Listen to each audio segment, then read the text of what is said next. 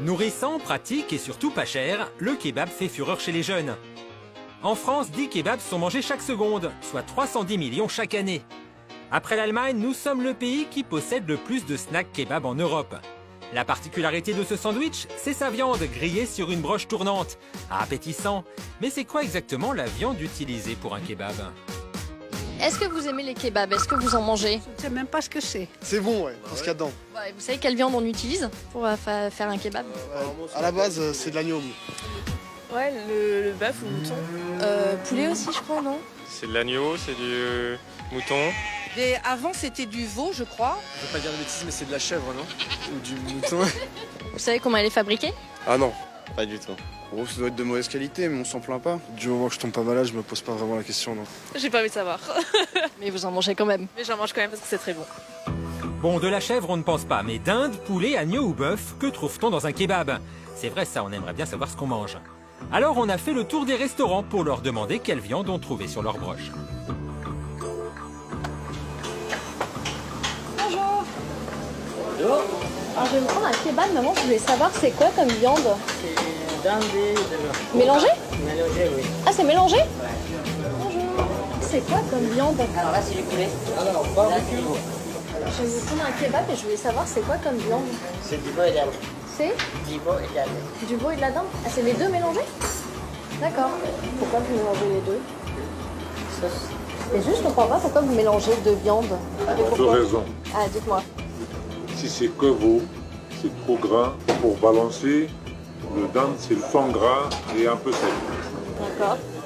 Pour avoir une goût normale pour tout le monde, on le mélange. Et il y a pas mal de maisons qui font que de dinde. Et là, c'est pas bon. Ah ouais? Ouais, la qualité est minime. À l'origine, un kebab, c'est fait avec de l'agneau. Pourtant, parmi ces snacks pris au hasard, aucun n'en utilise. L'agneau aurait disparu de nos sandwichs. Mais c'est pas de l'agneau normalement, le kebab? Non. Non? Ah, mais déjà, ici, il croque, c'est de l'agneau, mais c'est que il n'y a pas d'agneau. Donc c'est veau ou poulet? Jamais fait agneau de kebab. Pour une seule raison. Le confort.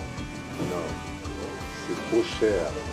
Ah, c'est trop cher. À 5,50, vous imaginez? Trop fort en goût et surtout trop cher, l'agneau a donc été délaissé pour des viandes plus économiques, qui plaisent au plus grand nombre.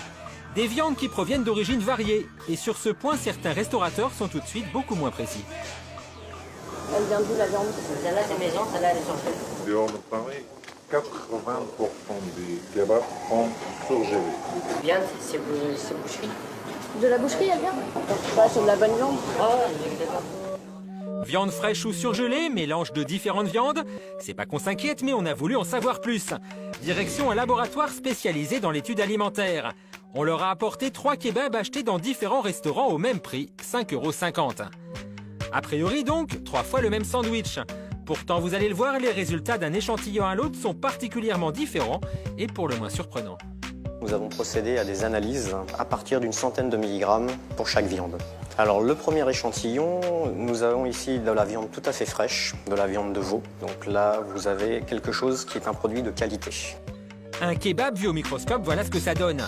Pour ce premier échantillon, c'est un sans faute. De la viande de veau non reconstituée, ça correspond exactement à ce qu'on nous a vendu au restaurant.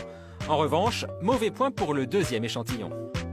Vous avez ici une petite anomalie. Déjà, c'est de la viande reconstituée, comme vous le voyez en fait sur cet écran. Nous avons actuellement des taches blanches. Ces taches blanches, en fait, sont la preuve que c'est un amalgame de viande de veau, ainsi que de la reconstitution avec de la dinde.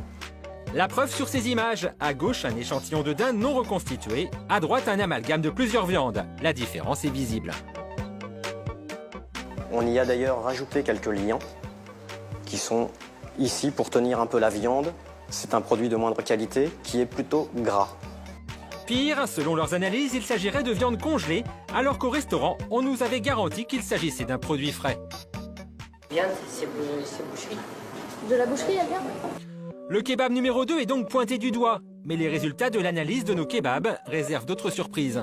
Ce troisième échantillon, Justine, curieusement, est un produit de qualité. Un produit avec de la viande fraîche que vous pouvez manger sans aucun problème. En revanche, là où est l'anomalie, c'est que c'est tout simplement du chat.